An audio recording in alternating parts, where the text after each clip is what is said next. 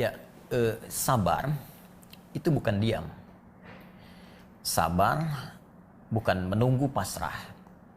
Ya, sabar adalah sebuah sikap menerima segala keputusan yang telah Allah tetapkan, diiringi ikhtiar. Ya, catat kalimat ini.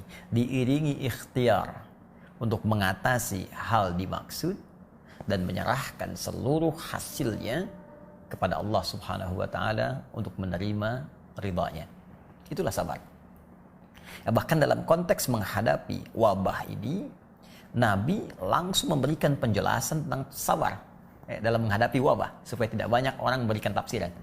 Ya, kata Nabi dalam riwayat sahabat Amir bin Sa'id radhiyallahu taala anhu, beliau pernah menyampaikan qala Rasulullah sallallahu alaihi wasallam, fa idza waqa'a bi ardin fala tadkhulu alaihi wa idza waqa'a bi ardin fala takhruju firaran minhu.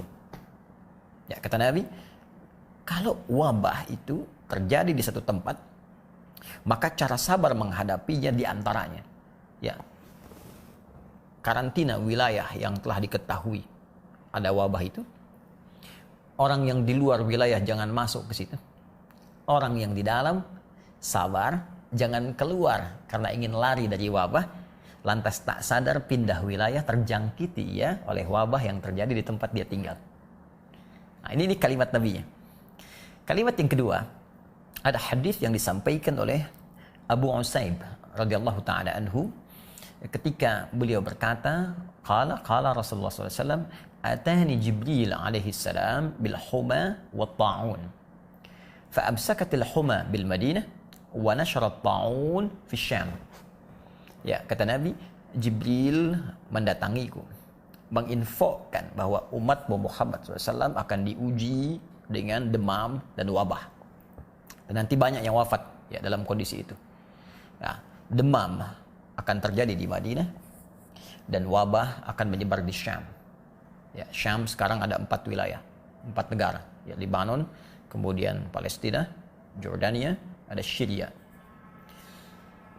8 tahun setelah Nabi wafat, tahun 18 Hijrah, tepatnya ketika Khalifah Umar bin Khattab radhiyallahu taala anhu memimpin, ya, dan wilayah Islam sudah meluas. Ya, base-nya, ibu kotanya ada di Madinah, tapi luasnya wilayah menjangkau sampai ke wilayah Syam. Dan terjadi wabah di Syam. Benar apa yang disampaikan Nabi. Nah, terjadilah kemudian wabah itu di Syam. Dan bagaimana kemudian cara sahabat menangani itu semua dalam mempraktikkan petunjuk Nabi sallallahu alaihi wasallam. Ini yang sangat menarik. Nabi memberikan petunjuk saat beliau hidup, ya, tentang karantina, ya, tentang bersabar, tentang macam-macam. Itu dipraktikkan oleh Umar. Yang paling menarik adalah bagaimana Umar selaku pemimpin bersinergi dengan stakeholder negara pada saat itu dan di wilayah tempat adanya wabah. Ya, Umar pemimpinnya, Amr bin As, ya, gubernur di Syamnya. Kemudian ada Ubaidah bin Al-Jarrah, pemimpin pasukan di wilayah itu. Kalau kita TNI Polri-nya. Kemudian ada Mu'adz bin Jabal, ya, Mu'adz bin Jabal radhiyallahu taala anhu muftinya. Itu semua rapat. Ya, Abdurrahman bin Auf, ya, sebagai orang yang tahu informasi dari Nabi, ya, tentang hadis-hadis Nabi terkait wabah, rapat semuanya. Ya, bagaimana menyusun tim? Ya, kalau sekarang gugus, ya, petugas khusus menangani hal tertentu. Ya, didudukkan, didiskusikan, dibuat sebuah sistem, datanya kemudian dibahas bersama-sama, diselesaikan bareng-bareng. Ya, sampai Amr bin As radhiyallahu taala anhu pernah disampaikan, ya, ada riwayat yang sampai dari Amr bin As radhiyallahu taala anhu menerjemahkan kalimat Nabi tadi dengan memberikan instruksi langsung kepada masyarakat. Ya, kata Amr bin As radhiyallahu taala anhu, fatafarraqu fi syu'ab, ya, wa fil awdiyah. Ya, kata Amr bin As radhiyallahu taala anhu, ayo buat social distancing, menyebar. Ya, ini wabah ini seperti api, ya. Kalau kita menyatu, maka terkena semuanya, menjalar cepatnya seperti api, tersambar-sambar. Maka kata beliau, buat social distancing, menyebar. Ya, bikin kelompok-kelompok, bahkan kalau perlu ke lembah-lembah, supaya semuanya terlihat ada jarak. Dari situ dipetakan mana yang terkena, mana yang tidak, dan mudah untuk diambil kemudian tindakan mengatasi itu. Nah, ini diantaranya. Jadi poinnya adalah mesti ada ikhtiar yang konkret dalam konteks menghadapi ini, dalam menerjemahkan kalimat sabar. Tidak hanya diam pada pernyataan sabar, menerima begitu saja. Nah, itu poinnya. Ya. Allahu ta'ala a'lam bissawab. Baik, cara konkret berikhtiar kalau kita mengambil dari kalimat tadi yang telah kita bahas, pertama mesti ada sinergi. Ya, kalau konteks kita sekarang di Negara Kesatuan Republik Indonesia, kita semua mesti bersinergi. Ya, kalau kita ingin amalkan sila ketiga Pancasila, ya, persatuan Indonesia, ini saatnya kita amalkan.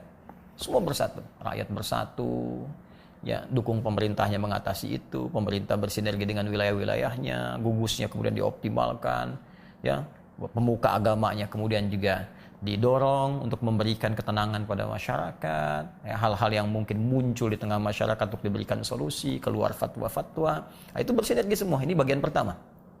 Jadi kalau kita tidak bersinergi, maka yang terjadi nanti adalah kesulitan mengatasinya. Alih-alih kita katakan kekacauan misalnya.